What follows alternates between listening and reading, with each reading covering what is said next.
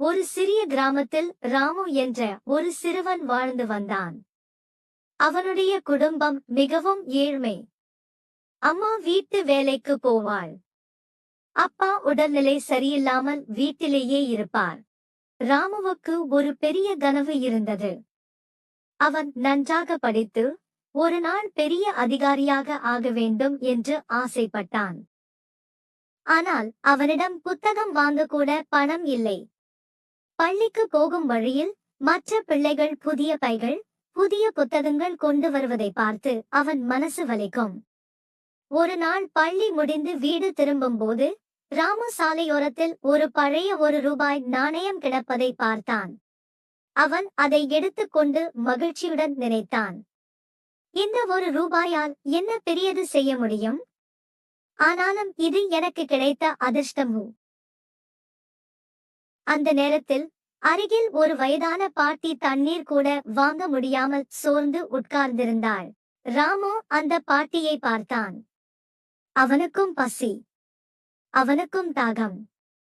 ஆனால் பாட்டியின் முகத்தில் இருந்த கஷ்டம் அவன் மனசை உருக்கியது. அவன் கையில் இருந்த அந்த ₹1 பாட்டியிடம் கொடுத்து, பாட்டி, இதுல தண்ணீர் வாங்கிக்கோங்க என்றான். பாட்டி கண்களில் கண்ணீர் வந்தது. கண்ணா, உன்னிடம் அதிகம் இல்லாத போதும் நீ கொடுக்க தெரிந்தவனாக இருக்கிறாய். உன் நல்ல மனசுக்கு நல்ல பலன் கண்டிப்பாக கிடைக்கும் என்று ஆசீர்வதித்தாள். ராமு சிரித்துக்கொண்டு வீட்டுக்கு சென்றான்.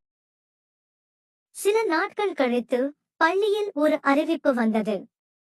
ஏழ்மை நிலையில் இருந்தாலும் நன்றாக படிக்கும் மாணவர்களுக்கு இலவச புத்தகங்கள் மற்றும் கல்வி உதவி வழங்கப்படும் என்று தலைமை ஆசிரியர் சொன்னார். ஆசிரியர்கள் ராமுவின் பெயரை தேர்வு செய்தார்கள்.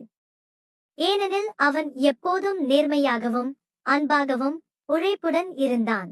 ராமுவுக்கு புதிய புத்தகங்கள், பை, நோட்டுகள் எல்லாம் கிடைத்தது.